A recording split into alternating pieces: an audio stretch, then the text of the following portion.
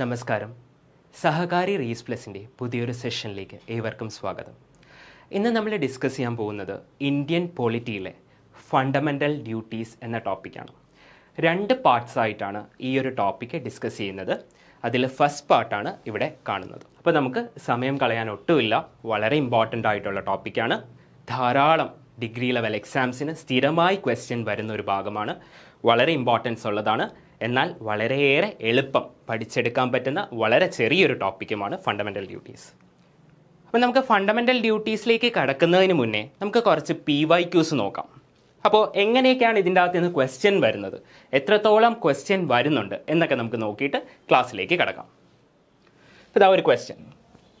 മൗലിക കർത്തവ്യങ്ങളെക്കുറിച്ച് പ്രതിപാദിക്കുന്ന ഭരണഘടനയുടെ ഭാഗം ഏത്? ഓപ്ഷൻസ്: ഭാഗം 3, ഭാഗം 2, ഭാഗം 4, ഭാഗം 4A. അടുത്ത ഒരു ക്വസ്റ്റ്യൻ. താഴെ പറയുന്നവയിൽ ഭരണഘടനയിലെ മൗലിക കർത്തവ്യങ്ങളിൽ ഉൾപ്പെടാത്തത് ഏതാണ്? ഓപ്ഷൻ എ, ശാസ്ത്രീയമായ കാഴ്ചപ്പാടും മാനവികതയും അന്വേഷണത്തിനും പരിഷ്കരണത്തിനുമുള്ള മനോഭാവം വികസിപ്പിക്കുക. ഓപ്ഷൻ ബി, 6നും 14നും ഇടയ്ക്ക് പ്രായമുള്ള തൻ്റെ കുട്ടിക്കോ ബാലകനോ അതത് സംഗതി പോലെ മാതാപിതാക്കളോ രക്ഷകർത്താവോ വിദ്യാഭ്യാസത്തിനുള്ള അവസരങ്ങൾ ഏർപ്പെടുത്തുക. ഓപ്ഷൻ സി, പൊതുസ്വത്ത് പരിരക്ഷിക്കുകയും ശപഥം ചെയ്ത് അക്രമം ഉപേക്ഷിക്കുകയും ചെയ്യുക.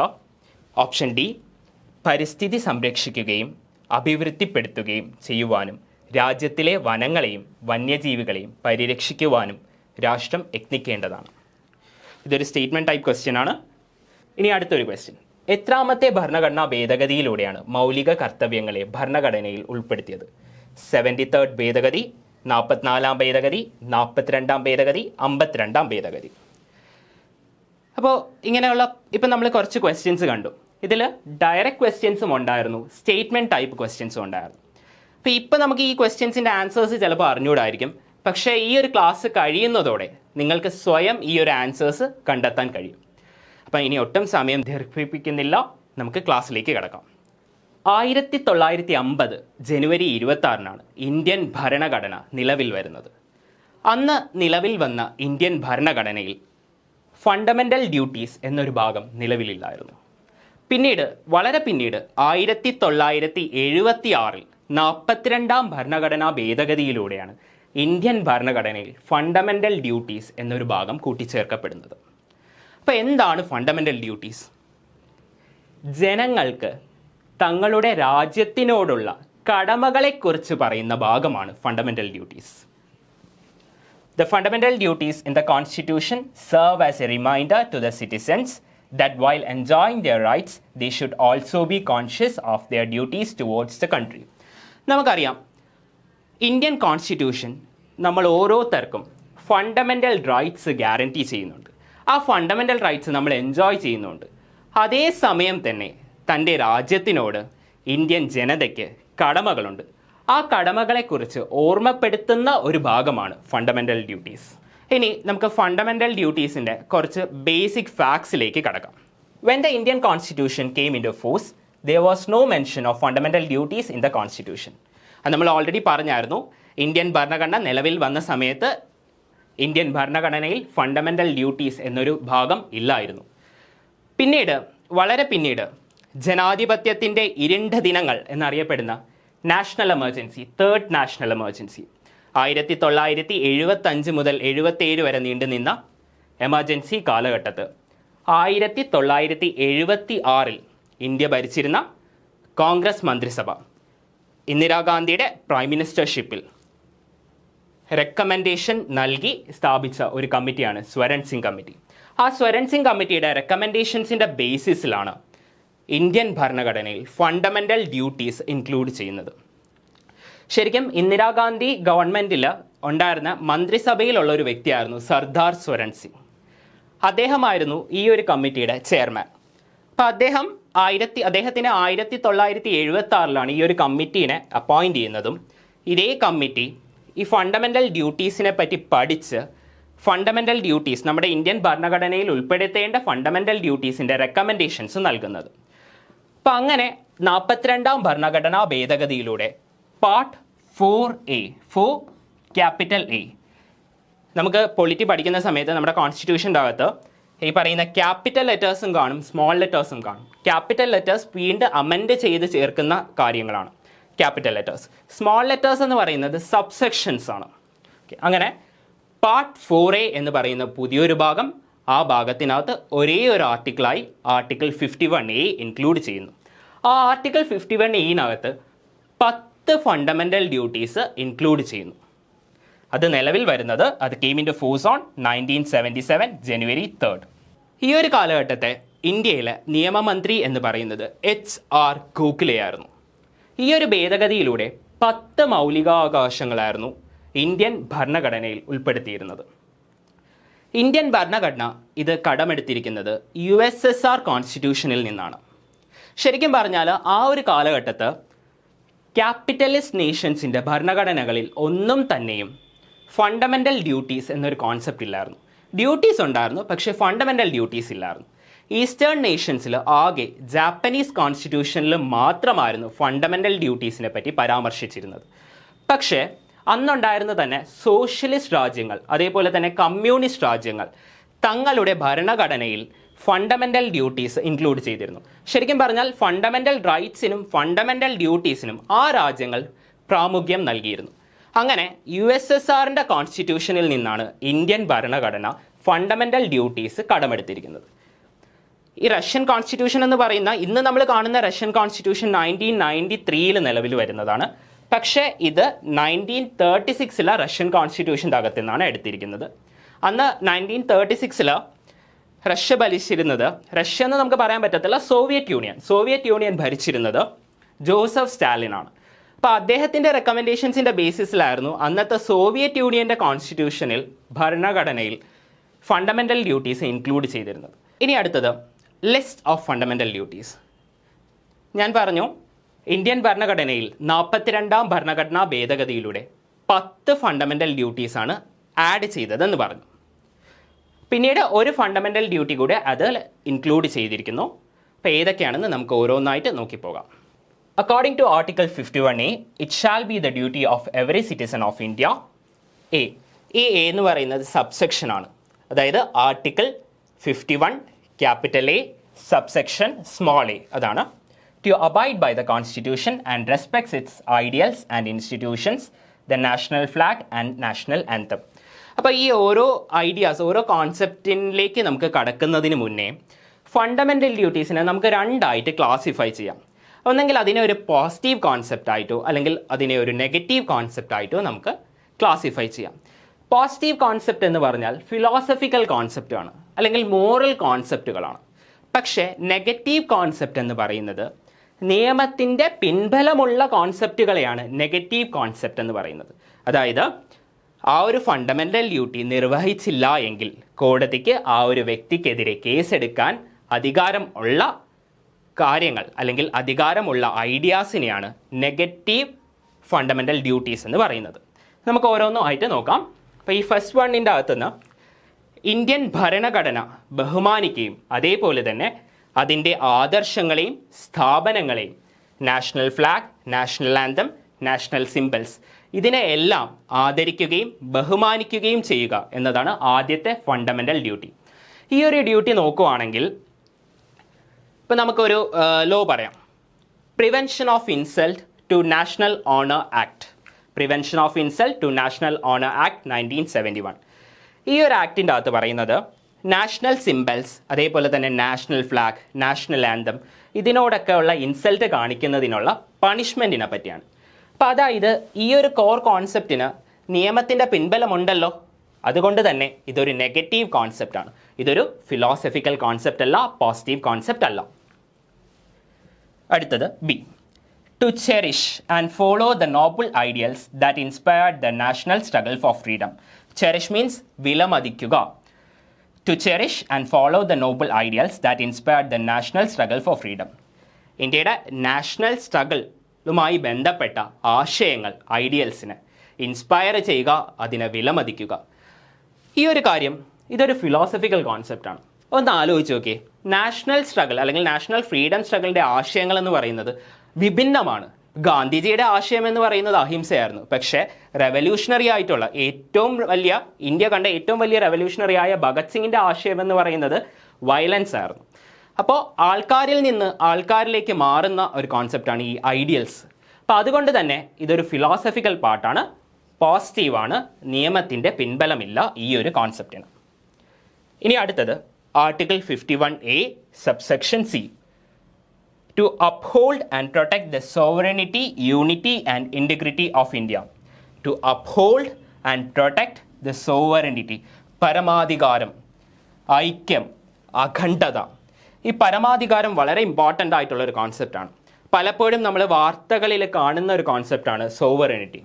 പലപ്പോഴും മറ്റ് രാജ്യങ്ങൾ വേറൊരു രാജ്യത്തിൻ്റെ കാര്യങ്ങളിൽ ഇടപെടുന്ന സമയത്ത്, ഫോർ എക്സാമ്പിൾ നമുക്ക് നമ്മുടെ കാര്യം തന്നെ പറയാം. ഇപ്പോൾ കാശ്മീരിനെ പറ്റി പാകിസ്ഥാൻ എന്തെങ്കിലുമൊക്കെ സ്റ്റേറ്റ്മെൻറ്റ്സ് വരുന്ന സമയത്ത് നമ്മുടെ മിനിസ്ട്രി ഓഫ് എക്സ്റ്റേണൽ അഫയേഴ്സിൻ്റെ സ്പോക്സ് പേഴ്സൺ വരും. അപ്പോൾ എന്നിട്ട് അദ്ദേഹം പറയുന്ന സ്റ്റേറ്റ്മെൻറ്റ് ഇങ്ങനെയായിരിക്കും: കാശ്മീർ എന്ന് പറയുന്നത് ഇന്ത്യയുടെ ഭാഗമാണ്, അതുകൊണ്ട് തന്നെ കാശ്മീരിനെ പറ്റിയുള്ള ഏതൊരു കാര്യവും തീരുമാനിക്കാനുള്ള പരമാധികാരം, സോവറിനിറ്റി ഇന്ത്യക്കാണ്. സോവറിനിറ്റി, അതാണ് സോവറിനിറ്റി. ദെൻ യൂണിറ്റി, ഐക്യം, അഖണ്ഡത. ഇതിനെ പ്രൊട്ടക്റ്റ് ചെയ്യുക, അപ്ഹോൾഡ് ചെയ്യുക. നമുക്കറിയാം ഇന്ത്യയുടെ ഐക്യവും അഖണ്ഡതയും ഏത് ഉന്നത പദവിയിലിരിക്കുന്ന വ്യക്തിക്കാണെങ്കിലും ഇല്ലാണ്ടാക്കാൻ പറ്റുമോ? അതിനെ ബഹുമാനിക്കാതിരിക്കാൻ പറ്റുമോ? നമുക്കറിയാം അടുത്ത കാലങ്ങളിൽ ഈവൻ മാധ്യമപ്രവർത്തകർക്കെതിരെ വരെ കേസ് വന്ന നിയമമാണ് സെഡീഷൻ ലോസ്, രാജ്യദ്രോഹ കുറ്റം. സെഡീഷൻ ലോസ് വാർത്തകളിൽ ഒത്തിരി വന്ന ഒരു നിയമമാണ് സെഡീഷൻ ലോസ്, രാജ്യദ്രോഹ കുറ്റം. അപ്പം സെഡീഷൻ ലോസ് ഉണ്ട്. അതേപോലെ തന്നെ UAPA act, unlawful activities prevention act, ഇതും നമ്മൾ ധാരാളം കേട്ടിട്ടുണ്ട്. കള്ളപ്പണം വെളുപ്പിക്കൽ, സ്വർണ്ണക്കടത്ത്, അതുമായിട്ടൊക്കെ റിലേറ്റ് ചെയ്യുന്ന കാര്യങ്ങളാണ് UAPA എന്ന് പറയുന്നത്. അപ്പോൾ UAPA, സെഡീഷൻ ലോസ്, ഇങ്ങനെയുള്ള പല നിയമങ്ങളുടെ പിൻബലമുള്ള ഒരു ഡ്യൂട്ടിയാണിത്. അപ്പോൾ അതുകൊണ്ട് തന്നെ ഇതൊരു നെഗറ്റീവ് കോൺസെപ്റ്റാണ്. ഇനി അടുത്തതാണ് article 51A subsection D. To defend the country and to render national service when called upon to do so. അതായത് ആവശ്യപ്പെടുന്ന സമയത്ത് ദേശീയ സേവനം അല്ലെങ്കിൽ ദേശസേവനം നടത്തണം, കമ്പൽസറി ആണത്. അങ്ങനെ ഒരു കാര്യം ഇന്ത്യൻ ഭരണഘടനയിലുണ്ടോ? ഇന്ത്യൻ ഭരണഘടനയിലുണ്ട്, അതൊരു ആശയമായിട്ടാണ്. പക്ഷേ നിയമത്തിൻ്റെ പിൻബലം അതിനില്ല. പക്ഷേ ചില രാജ്യങ്ങളല്ല, ഒത്തിരി രാജ്യങ്ങളിൽ കമ്പൽസറി മിലിറ്ററി സർവീസ് എന്ന് പറയുന്നൊരു കാര്യമുണ്ട്. ധാരാളം രാജ്യങ്ങളിലുണ്ട് കേട്ടോ. ഈവൻ ആഫ്രിക്കൻ നേഷൻസിനാണെങ്കിലും യൂറോപ്യൻ നേഷൻസിനാണെങ്കിലും ഏഷ്യൻ നേഷൻസിനാണെങ്കിലും ഈവൻ മിഡിൽ ഈസ്റ്റേൺ, കുവൈറ്റ് പോലെയുള്ള രാജ്യങ്ങൾ ഉൾപ്പെടെ കമ്പൽസറി മിലിറ്ററി സർവീസ് ഉണ്ട്. പുരുഷന്മാർക്കും സ്ത്രീകൾക്കുമുള്ള രാജ്യങ്ങളുണ്ട്. 2 വർഷം മുതൽ, ചില സ്ഥലങ്ങളിൽ 6 മാസമാണ്, അല്ലെങ്കിൽ നമുക്ക് അങ്ങനെ പറയാം 6 മാസം മുതൽ 10 വർഷം വരെ കമ്പൽസറി മിലിറ്ററി സർവീസ് മസ്റ്റ് ആക്കിയ രാജ്യങ്ങളുണ്ട്. അപ്പോൾ അതിൽ പുരുഷന്മാർക്കും സ്ത്രീകൾക്കും ഉൾപ്പെടെ മസ്റ്റ് ആക്കിയ രാജ്യങ്ങളുണ്ട്. ഇസ്രായേൽ, പിന്നെ നമ്മുടെ ഇൻഫേമസ് ആയിട്ടുള്ള നോർത്ത് കൊറിയ, കിങ് ജോങ് ഉന്നിൻ്റെ നോർത്ത് കൊറിയ. നോർത്ത് കൊറിയയിലൊക്കെ ആണെങ്കിൽ പുരുഷന്മാർക്ക് 10 വർഷം കമ്പൽസറി മിലിറ്ററി സർവീസും സ്ത്രീകൾക്ക് 7 വർഷം കമ്പൽസറി മിലിറ്ററി സർവീസും ഉണ്ട്. അതേപോലെ ഇസ്രായേലിലും ഉണ്ട് സ്ത്രീകൾക്ക് കമ്പൽസറി മിലിറ്ററി സർവീസ്. അങ്ങനെ പല രാജ്യങ്ങളിലുള്ളതാണ് കമ്പൽസറി മിലിറ്ററി സർവീസ്. പക്ഷേ നമ്മുടെ ഇന്ത്യൻ ഭരണഘടനയിൽ ലീഗൽ വാലിഡിറ്റി ആ ഒരു കാര്യത്തിനില്ല. അപ്പം അതുകൊണ്ട് തന്നെ നിയമത്തിൻ്റെ പിൻബലം ഇല്ലാത്തത് കൊണ്ട് തന്നെ ഇതൊരു ഫിലോസഫിക്കൽ കോൺസെപ്റ്റാണ്, നെഗറ്റീവ് കോൺസെപ്റ്റ് അല്ല. ഇനി അടുത്തത് ആർട്ടിക്കിൾ 51A സബ്സെക്ഷൻ E.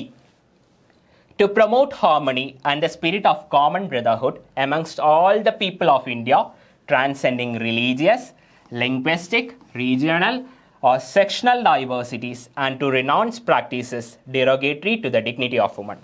അതായത് മതപരമായും ഭാഷാപരമായും പ്രാദേശികപരവുമായ വൈവിധ്യങ്ങൾക്കതീതമായി ജനതയ്ക്കിടയിൽ സൗഹൃദവും സാഹോദര്യവും നിലനിർത്തുക.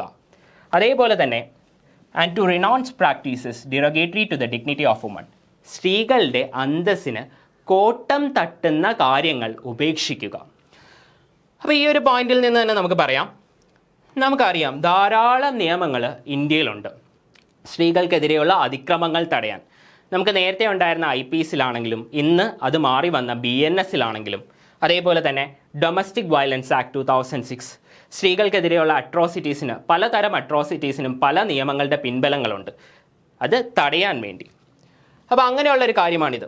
അപ്പോൾ അതുകൊണ്ട് തന്നെ നിയമത്തിൻ്റെ പിൻബലമുള്ള ഒരു കോൺസെപ്റ്റാണ് ഇത്. അതുകൊണ്ട് തന്നെ ഇതൊരു നെഗറ്റീവ് കോൺസെപ്റ്റാണ്. ഇനി അടുത്തത് F, to value and preserve the rich heritage of country's composite culture. Country's composite culture, രാജ്യത്തിൻ്റെ സമ്മിശ്രമായ കൾച്ചറിൻ്റെ ഹെറിറ്റേജ് പ്രിസർവ് ചെയ്യുക, അതിനെ വാല്യൂ ചെയ്യുക. ഇതും ഒരു പോസിറ്റീവ് കോൺസെപ്റ്റാണ്, അല്ലെങ്കിൽ ഫിലോസഫിക്കൽ കോൺസെപ്റ്റാണ്.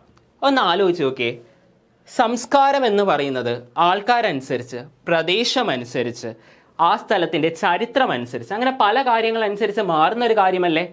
ഇപ്പോൾ കേരളീയൻ്റെ ഭക്ഷണ രീതികളായിരിക്കോ മറാത്തിയുടെ ഭക്ഷണ രീതികൾ, അല്ലെങ്കിൽ മഹാരാഷ്ട്രയുടെ ചരിത്രമായിരിക്കോ കേരളത്തിൻ്റെ ചരിത്രം. അപ്പം അങ്ങനെ ഓരോ സ്ഥലങ്ങളും ആൾക്കാർ മതപരമായിട്ട് ആചാരങ്ങൾ, അനുഷ്ഠാനങ്ങൾ, ജാതിയുടെ അടിസ്ഥാനത്തിൽ, അതേപോലെ തന്നെ ഓരോ സ്ഥലത്തുമുള്ള ആഘോഷങ്ങൾ, അങ്ങനെ പല കാര്യങ്ങളുടെ ബേസിസിൽ ആൾക്കാരിൽ നിന്ന് ആൾക്കാരിലേക്ക് മാറ്റം വരുന്ന ഒന്നാണ് സംസ്കാരം എന്ന് പറയുന്നത്. അതുകൊണ്ട് തന്നെ ഇതൊരു ഫിലോസഫിക്കൽ കോൺസെപ്റ്റാണ്, പോസിറ്റീവ് കോൺസെപ്റ്റാണ്. നിയമത്തിൻ്റെ പിൻബലം ഇല്ല. അടുത്തതാണ് article 51A subsection G.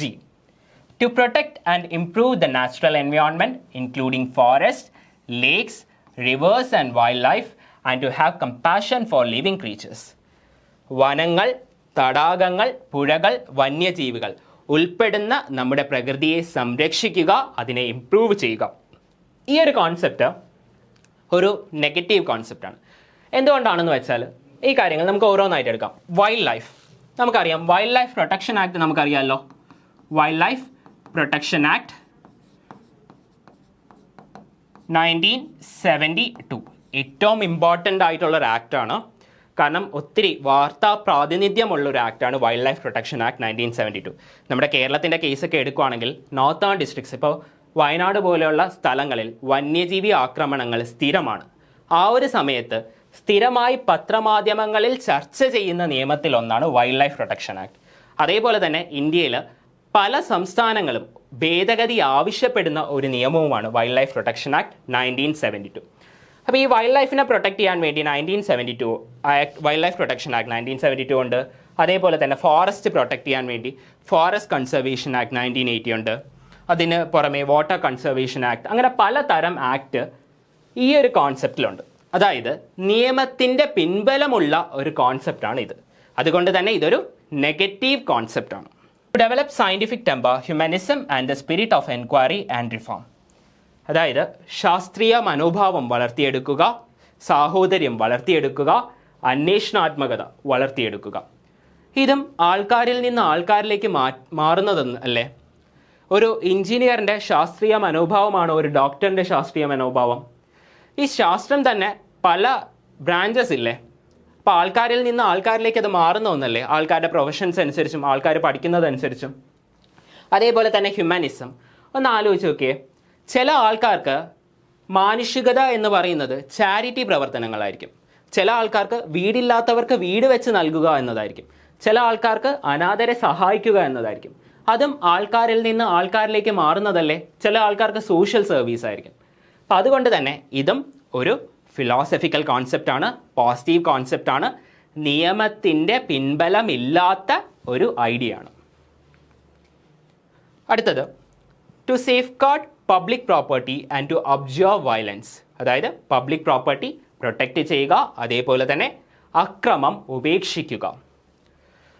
Public property protect ചെയ്യുക എന്നുള്ള നിയമപരമായി പിൻബലമുള്ളൊരു കാര്യമാണ്. Prevention of damage to public property 1984 അങ്ങനെ ഒരു നിയമം ഇന്ത്യയിലുണ്ട്. അതായത് നമ്മൾ ഈ രാഷ്ട്രീയ പാർട്ടികൾ സമരം ചെയ്യുന്ന സമയത്ത് പല പബ്ലിക് പ്രോപ്പർട്ടീസ് അവർ നശിപ്പിക്കാറുണ്ട്. ആ ഒരു സമയത്ത് അവരിലെ ഈ നശിപ്പിക്കുന്ന അണികൾക്കെതിരെ പോലീസ് ചാർജ് ചെയ്യുന്ന വകുപ്പാണ് prevention of damage to public property act 1984. അതേപോലെ തന്നെ ഒബ്സർവ് വയലൻസ്, അതിക്രമം അല്ലെങ്കിൽ അക്രമം ഉപേക്ഷിക്കുക. ഈ ഒരു കാര്യമായിട്ട് ബന്ധപ്പെട്ട് ധാരാളം നിയമങ്ങളുണ്ട്. ഇപ്പോൾ വേണമെങ്കിൽ ഏറ്റവും ഇമ്പോർട്ടൻ്റ് ആയിട്ടുള്ള ഒരു നിയമങ്ങളിലൊന്നാണ് SC/ST prevention of atrocities acts. SC/ST prevention of atrocities act 1989. Schedule caste and schedule tribe prevention of atrocities act 1989. ഇന്ത്യയിലെ ഏറ്റവും പ്രാമുഖ്യമുള്ള നിയമങ്ങളിൽ ഒന്നാണിത്. അതേപോലെ തന്നെ സ്ത്രീകൾക്കെതിരെയുള്ള അതിക്രമം തടയാൻ വേണ്ടി പലതരത്തിലുള്ള നിയമങ്ങളുണ്ട്. ഇതെല്ലാം പല തരത്തിലുള്ള നിയമങ്ങൾ ഉള്ള ഒരു കോൺസെപ്റ്റാണ്, അതായത് നിയമത്തിൻ്റെ പിൻബലമുള്ള ഒരു ഐഡിയ ആണ്. അതുകൊണ്ട് തന്നെ ഇതൊരു നെഗറ്റീവ് കോൺസെപ്റ്റാണ്. ഇനി അടുത്തത് J. To strive towards excellence in all spheres of individual and collective activity so that the nation constantly rises to higher levels of endeavour and achievement. അതായത് എല്ലാ മണ്ഡലങ്ങളിലും കഴിവ് തെളിയിച്ച് രാജ്യത്തിൻ്റെ പുരോഗതിയിലേക്ക് വളർത്തുക. എല്ലാ മണ്ഡലങ്ങളും കഴിവ് തെളിയിച്ച് രാജ്യത്തിൻ്റെ പുരോഗതിയിലേക്ക് വളർത്തുക. അപ്പോൾ അതും ഒരു ഫിലോസഫിക്കൽ കോൺസെപ്റ്റാണ്. ഒന്ന് ആലോചിച്ച് നോക്കിയേ. ഇപ്പോൾ സുനിൽ ഛേത്രി, നമ്മുടെ ഫുട്ബോളറായിട്ടുള്ള സുനിൽ ഛേത്രി, അദ്ദേഹം ഫുട്ബോൾ കളിക്കുന്ന പോലെ സാധാരണക്കാരായ നമുക്ക് ഫുട്ബോൾ കളിക്കാൻ പറ്റുമോ? ഇല്ല. അപ്പോൾ ആൾക്കാരനുസരിച്ച് മാറുന്ന ഒരു കാര്യമാണ് അവരുടെ ഫീൽഡുകൾ. അതായത് അവർ ജോലി ചെയ്യുന്ന ഫീൽഡുകളാവാം, അവർ പഠിക്കുന്ന ഫീൽഡുകളാവാം, അവർ റിസർച്ച് ചെയ്യുന്ന ഫീൽഡാവാം. അങ്ങനെ ആൾക്കാരനുസരിച്ച് മാറ്റങ്ങൾ വരുന്ന ഒരു കോൺസെപ്റ്റാണ് ഈ ഒരു സബ്സെക്ഷൻ ജെ എന്ന് പറയുന്നത്. അതുകൊണ്ട് തന്നെ ഇതൊരു ഫിലോസഫിക്കൽ കോൺസെപ്റ്റാണ്. നിയമത്തിൻ്റെ പിൻബലമില്ല. അടുത്തതാണ് കെ. വളരെയേറെ ഇമ്പോർട്ടൻ്റ്, ഫണ്ടമെൻ്റൽ ഡ്യൂട്ടീസിൽ ഏറ്റവും കൂടുതൽ പ്രാവശ്യം പരീക്ഷയ്ക്ക് ചോദിച്ചിട്ടുള്ള ഒരു സബ്സെക്ഷനാണ് കെ എന്ന് പറയുന്നത്. എന്താണെന്ന് നമുക്ക് നോക്കാം. To provide opportunities for education to his child or what between the age of 6 and 14 years. This duty was added by the 86th Constitutional Amendment Act 2002. 6 വയസ്സിനും 14 വയസ്സിനും ഇടയിൽ പ്രായമുള്ള കുട്ടിക്ക് വിദ്യാഭ്യാസത്തിനുള്ള അവകാശം നൽകുക, വിദ്യാഭ്യാസത്തിനുള്ള സാഹചര്യം ഒരുക്കി കൊടുക്കുക. ഇത് ഒരു രക്ഷകർത്താവിൻ്റെ കടമയാണ് എന്ന് പറയുന്ന സബ്സെക്ഷനാണ് ആർട്ടിക്കിൾ 51A സബ്സെക്ഷൻ കെ എന്ന് പറയുന്നത്. ഈ 11ാമത്തെ സബ്സെക്ഷനായ കെ പിന്നീട് ഇൻക്ലൂഡ് ചെയ്യുന്നതാണ്. 2002 86ാമത് ഭരണഘടനാ ഭേദഗതിയിലൂടെ ഇൻക്ലൂഡ് ചെയ്തതാണ് ഈ ഒരു കാര്യം. ഇതിനെ റൈറ്റ് ടു എഡ്യൂക്കേഷൻ എന്ന് പറയുന്നതും ഇത് തന്നെയാണ്. ഈ ഒരു കാര്യം നിലവിൽ വരുന്ന സമയത്ത് ഇന്ത്യയുടെ പ്രൈം മിനിസ്റ്റർ ആയിരുന്നത് അടൽ ബിഹാരി വാജ്പേയി ആണ്. അതേപോലെ തന്നെ ഈ ഒരു സമയത്ത് ഇന്ത്യൻ പ്രസിഡന്റ് എന്ന് പറയുന്ന ജനങ്ങൾക്ക് ഏറ്റവും ഇഷ്ടമുണ്ടായിരുന്ന നമ്മുടെ മിസൈൽ മാൻ ഓഫ് ഇന്ത്യ എന്നറിയപ്പെടുന്ന APJ അബ്ദുൽ കലാമാണ്. ഇനി അടുത്തത് നമ്മൾ പറഞ്ഞായിരുന്നു സ്വരൺ സിംഗ് കമ്മിറ്റിയുടെ ബേസിസിലായിരുന്നു 42nd കോൺസ്റ്റിറ്റ്യൂഷണൽ അമെൻമെൻറ്റ് നിലവിൽ വരുന്നത് എന്ന് പറഞ്ഞായിരുന്നു. അപ്പോൾ ഇനി ഈ സ്വരൺ സിംഗ് കമ്മിറ്റിയെ പറ്റി നമുക്ക് പഠിക്കാം. വളരെ ഇമ്പോർട്ടൻ്റ് ആയിട്ടുള്ളൊരു വ്യക്തിയാണ് സ്വരൺ സിംഗ് എന്ന് പറയുന്നത്. അപ്പോൾ ഞാൻ പറഞ്ഞായിരുന്നു ജനാധിപത്യത്തിൻ്റെ ഇരുണ്ട ദിനങ്ങൾ എന്നറിയപ്പെടുന്ന 3ാമത്തെ ദേശീയ അടിയന്തരാവസ്ഥയായ നാഷണൽ എമർജൻസി 1975 മുതൽ 77 വരെ ഇന്ത്യയിലുണ്ടായിരുന്നു. അപ്പോൾ ആ ഒരു കാലഘട്ടത്ത് നമ്മുടെ അന്നത്തെ പ്രൈം മിനിസ്റ്ററായ ഇന്ദിരാഗാന്ധിക്കെതിരെ ഇന്ത്യയുടെ പല ഭാഗങ്ങളിൽ നിന്നും പല തരത്തിലുള്ള പ്രക്ഷോഭങ്ങളും പ്രതിഷേധങ്ങളും ഉണ്ടായിരുന്നു. ഒരു പരിധിവരെ ആ പ്രക്ഷോഭങ്ങളും പ്രതിഷേധങ്ങളും അടിച്ചമർത്തുക എന്നുള്ള ഉദ്ദേശത്തോടെ കൊണ്ടുവന്ന കുറച്ച് റെക്കമെൻഡേഷൻസും കൂടെയാണ് ഇത്. അപ്പം നമുക്ക് അതിലേക്ക് കടക്കാം. നമ്മൾ പറഞ്ഞായിരുന്നു ആ ഒരു സമയത്ത് കേന്ദ്രം ഭരിച്ചിരുന്നത് കോൺഗ്രസ് പാർട്ടിയായിരുന്നു, ഇന്ദിരാഗാന്ധി ആയിരുന്നു പ്രൈം മിനിസ്റ്റർ. അവർ തന്നെയാണ് അവരുടെ മന്ത്രിസഭയിലുള്ള വ്യക്തിയായ സർദാർ സ്വരൺ സിംഗിൻ്റെ ചെയർമാൻഷിപ്പിൽ ഒരു കമ്മിറ്റി ഫോം ചെയ്യുന്നത്. ഈ കമ്മിറ്റിയുടെ ഫംഗ്ഷൻ എന്തായിരുന്നു എന്ന് വെച്ചാൽ ഫണ്ടമെൻ്റൽ റൈറ്റ്സ്, ഇന്ത്യൻ ഭരണഘടനയിൽ ഇൻക്ലൂഡ് ചെയ്യാനുള്ള ഫണ്ടമെൻ്റൽ റൈറ്റ്സിന് റെക്കമെൻഡേഷൻ നൽകുക, അതായിരുന്നു അവരുടെ ഫംഗ്ഷൻ. അങ്ങനെ ഈ കമ്മിറ്റിയെ 1975 അപ്പോയിൻറ്റ് ചെയ്യുന്നു. അതേ വർഷം തന്നെ ഈ ഒരു കമ്മിറ്റി റെക്കമെൻഡേഷൻസ് നൽകുന്നു. ഈ ഒരു കമ്മിറ്റിയുടെ റെക്കമെൻഡേഷൻ്റെ ആദ്യത്തെ റെക്കമെൻഡേഷൻ എന്തായിരുന്നു എന്ന് വെച്ചാൽ the committee recommended the inclusion of a separate chapter of fundamental duties on constitution. അങ്ങനെയാണ് പാർട്ട് 4A എന്ന് പറയുന്ന ഒരു ഭാഗം ഇന്ത്യൻ ഭരണഘടനയിൽ ഇൻക്ലൂഡ് ചെയ്യുന്നത്. ഈ പാർട്ട് 4Aക്കകത്ത് ഒരേ ഒരു ആർട്ടിക്കിളായിട്ടുള്ള ആർട്ടിക്കിൾ 51A നിലവിൽ വരുന്നു. ആർട്ടിക്കിൾ 51Aക്കകത്ത് 10 ഫണ്ടമെൻ്റൽ ഡ്യൂട്ടീസ് സബ്സെക്ഷൻസ് ആയിട്ട് വരുന്നു. It stressed that the citizens should become conscious that in addition to the enjoyment of rights, they also have certain duties to perform as well. Fundamental rights enjoy ചെയ്യുന്നതിനോടൊപ്പം തന്നെ ജനതയ്ക്ക് തങ്ങളുടെ രാജ്യത്തിനോട് ധാരാളം കടമകളും ഉണ്ട് എന്ന് ഓർമ്മപ്പെടുത്താൻ വേണ്ടിയുള്ളതായിരുന്നു fundamental duties. The Congress government at centre accepted these recommendations. The prime minister at the time of amendment എന്ന് പറയുന്ന ഇന്ദിരാഗാന്ധി ആയിരുന്നു. അപ്പോൾ നമുക്കറിയാം സ്വരൺ സിംഗ് കമ്മിറ്റി റെക്കമെൻഡേഷൻസിൻ്റെ ബേസിസിൽ 10 ഫണ്ടമെൻ്റൽ ഡ്യൂട്ടീസാണ് ഇന്ത്യൻ ഭരണഘടനയിൽ ഉൾപ്പെടുത്തിയതെന്ന് ഞാൻ പറഞ്ഞു. പക്ഷേ സ്വരൺ സിംഗ് 8 റെക്കമെൻഡേഷൻസ് ആണ് നൽകിയത്. അതിൽ 5 റെക്കമെൻഡേഷൻസ് മാത്രമേ കോൺഗ്രസ് മിനിസ്ട്രി അക്സെപ്റ്റ് ചെയ്തിട്ടുള്ളൂ. 3 റെക്കമെൻഡേഷൻസ് അക്സെപ്റ്റ് ചെയ്യുന്നില്ല. ആ 3 റെക്കമെൻഡേഷൻസ് ഏതൊക്കെയാണെന്ന് വെച്ചാൽ, ഒന്ന്, ടാക്സ് പേ ചെയ്യുന്നത് ഫണ്ടമെൻ്റൽ ഡ്യൂട്ടി ആക്കുക, അത് അക്സെപ്റ്റ് ചെയ്യുന്നില്ല. പിന്നീട് അക്സെപ്റ്റ് ചെയ്യാത്ത വേറൊരു റെക്കമെൻഡേഷൻ, ഇങ്ങനെ ഫണ്ടമെൻ്റൽ ഡ്യൂട്ടി നിർവഹിക്കാത്ത ഒരു വ്യക്തിക്കെതിരെ ഫൈൻ ഇമ്പോസ് ചെയ്യാനും അദ്ദേഹത്തിനെ പണിഷ് ചെയ്യാനുമുള്ള ഒരു നിയമം പാർലമെൻറ്റിന് രൂപീകരിക്കാം. ഈ ഒരു ഫണ്ടമെൻ്റൽ ഡ്യൂട്ടിയും കോൺഗ്രസ് മിനിസ്ട്രി അക്സെപ്റ്റ് ചെയ്യുന്നില്ല. പിന്നീട് മൂന്നാമതൊരു റെക്കമെൻഡേഷനും ഉണ്ടായിരുന്നു. ആ റെക്കമെൻഡേഷൻ ഇങ്ങനെയായിരുന്നു: അങ്ങനെ പാർലമെൻറ്റ് പാസ്സാക്കിയ ഒരു നിയമം ജുഡീഷ്യൽ റിവ്യൂ പാടില്ല. അതായത് കോടതിക്ക് അതിൻ്റെ മുകളിൽ ഒരു ജുഡീഷ്യൽ റിവ്യൂ പാടില്ല. ഇതും കോൺഗ്രസ് മിനിസ്ട്രി അക്സെപ്റ്റ് ചെയ്യുന്നില്ല. അതായത് ഈ 3 റെക്കമെൻഡേഷൻസും കോൺഗ്രസ് മിനിസ്ട്രി അക്സെപ്റ്റ് ചെയ്യുന്നില്ല.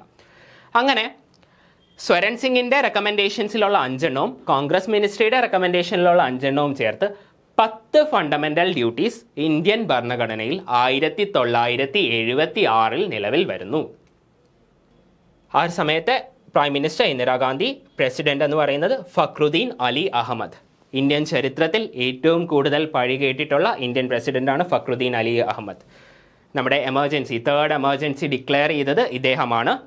ഇപ്പോൾ ഇന്ദിരാഗാന്ധിയുടെ ഒരൊറ്റ ആളുടെ തീരുമാനപ്രകാരമായിരുന്നു Fakhruddin Ali Ahmed third national emergency declare ചെയ്യുന്നത്. അപ്പോൾ ക്യാബിനറ്റിലുള്ള ബാക്കി മന്ത്രിമാർ പോലും അറിയാതെയായിരുന്നു ആ ഒരു ഡിക്ലറേഷൻ വരുന്നത്. ഡിക്ലെയർ ചെയ്ത് കഴിഞ്ഞിട്ട്, എമർജൻസി ഡിക്ലെയർ ചെയ്ത് കഴിഞ്ഞതിന് ശേഷമാണ് മന്ത്രിസഭയിലുള്ള ഡിഫൻസ് മിനിസ്റ്റർ, ഹോം മിനിസ്റ്റർ ഉൾപ്പെടെയുള്ള ആൾക്കാർ പോലും അത് അറിയുന്നത്. അങ്ങനെ ധാരാളം പഴി കേട്ടിട്ടുള്ള ഒരു വ്യക്തിയാണ് ഫക്രുദ്ദീൻ അലി അഹമ്മദ്. അങ്ങനെയാണ് പിന്നീട് 44ാമത്തെ ഭരണഘടനാ ഭേദഗതിയിൽ ക്യാബിനറ്റ് എന്ന് പറയുന്ന ഒരു ടേം ഇൻക്ലൂഡ് ചെയ്യുന്നതും ക്യാബിനറ്റിൻ്റെ റിട്ടൺ റെക്കമെൻഡേഷൻസ് ഉണ്ടെങ്കിൽ മാത്രമേ എമർജൻസി ഡിക്ലെയർ ചെയ്യാൻ പ്രസിഡന്റിന് അധികാരമുള്ളൂ എന്നൊരു പ്രൊവിഷനും വരുന്നത് തന്നെ. അടുത്തത് features of fundamental duties. Fundamental ഡ്യൂട്ടീസിൻ്റെ ഫീച്ചേഴ്സ്. അപ്പോൾ ഞാൻ പറഞ്ഞു, നേരത്തെ ഫണ്ടമെൻ്റൽ ഡ്യൂട്ടീസ് പറഞ്ഞ സമയത്ത് തന്നെ പറഞ്ഞായിരുന്നു, ചിലത് പോസിറ്റീവ് കോൺസെപ്റ്റ്സ് ആണ്, ചിലത് നെഗറ്റീവ് കോൺസെപ്റ്റ്സ് ആണ്. അതായത് ചിലത് ഫിലോസഫിക്കൽ പാർട്ടാണ്, അല്ലെങ്കിൽ ഫിലോസഫിക്കൽ ഐഡിയാസ് ആണ്. മറ്റ് ചിലത് നിയമത്തിൻ്റെ പിൻബലമുള്ള നെഗറ്റീവ് ഐഡിയാസ് ആണ്. അപ്പോൾ ഇതിൻ്റെ ഫീച്ചേഴ്സും നമുക്ക് നോക്കാം. Some of them are moral duties while others are civic duties. അതായത് ചിലത് ധാർമ്മിക കടമകളും ചിലത് പൗരധർമ്മങ്ങളുമാണ്. അപ്പോൾ എന്താണ് ധാർമ്മിക കടമ എന്ന് നമുക്ക് നോക്കാം. നമ്മുടെ നാഷണൽ സ്ട്രഗിൾ അല്ലെങ്കിൽ നാഷണൽ ഫ്രീഡം സ്ട്രഗിളിനെ പറ്റിയുള്ള ആദർശങ്ങൾ അത് ചെറിഷ് ചെയ്യുക എന്നുള്ളത് ഒരു മോറൽ ഡ്യൂട്ടിയാണ്. പക്ഷേ നമ്മുടെ നാഷണൽ ആന്തം അല്ലെങ്കിൽ നാഷണൽ ഫ്ലാഗ് ഇതൊക്കെ റെസ്പെക്റ്റ് ചെയ്യുക, അതിനെ ഇൻസൾട്ട് ചെയ്യാതിരിക്കുക എന്നുള്ളത് പൗരധർമ്മമാണ്, അതായത് സിവിക് ഡ്യൂട്ടിയാണ്. അതായത് ഫണ്ടമെൻ്റൽ ഡ്യൂട്ടീസിനെ നമുക്ക് മോറൽ ഡ്യൂട്ടീസ് ആയിട്ടും സിവിക് ഡ്യൂട്ടീസ് ആയിട്ടും തരം തിരിക്കാം. മോറൽ ഡ്യൂട്ടീസ് ധാർമ്മിക കടമകൾ, സിവിക് ഡ്യൂട്ടീസ് പൗരധർമ്മങ്ങൾ. അടുത്ത സെക്കൻഡ് ഫീച്ചറാണ്, they refer to such values which have been a part of the Indian tradition, mythology, religions and practices. Indian tradition, പുരാണങ്ങൾ, മതങ്ങൾ, ആചാരങ്ങൾ, അനുഷ്ഠാനങ്ങൾ, ഇതിലുള്ള മൂല്യങ്ങളാണ് ഫണ്ടമെൻ്റൽ ഡ്യൂട്ടീസിൽ നമ്മൾക്ക് കാണാൻ സാധിക്കുന്നത്.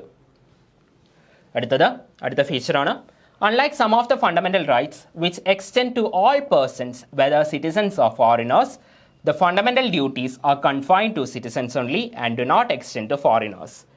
അതായത് ഇപ്പോൾ ചില കാര്യങ്ങൾ, ഫണ്ടമെൻ്റൽ റൈറ്റ്സിൻ്റെ കാര്യങ്ങളാണെങ്കിൽ ആർട്ടിക്കിൾ 12 തൊട്ട് ആർട്ടിക്കിൾ 35 വരെയാണ് ഫണ്ടമെൻ്റൽ റൈറ്റ്സിൽ പോകുന്നത്.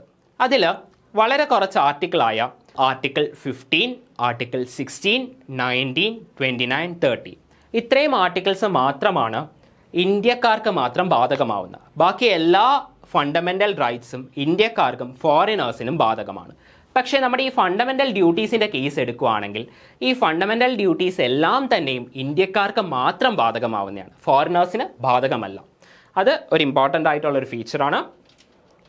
അതേപോലെ തന്നെ അടുത്ത ഫീച്ചറാണ് like the directive principles the fundamental duties are also non-justiciable. Moreover, there is no legal sanction against their violation.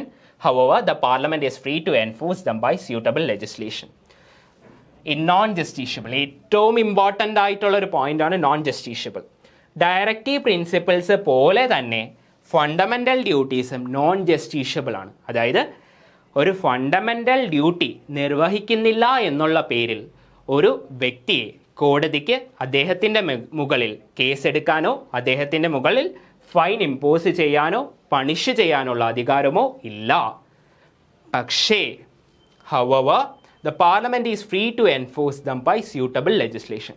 പക്ഷേ പാർലമെൻറ്റ് ആ ഒരു കാര്യം നിയമം വഴി പാസ്സാക്കിയിട്ടുണ്ട് എങ്കിൽ കോടതിക്ക് ഫണ്ടമെൻ്റൽ ഡ്യൂട്ടി നിർവഹിക്കാത്ത ഒരു വ്യക്തിക്കെതിരെ കേസെടുക്കാം, അദ്ദേഹത്തിന് ഫൈൻ ഇമ്പോസ് ചെയ്യാം, പണിഷ്മെൻറ്റ് നൽകാം. Thank you.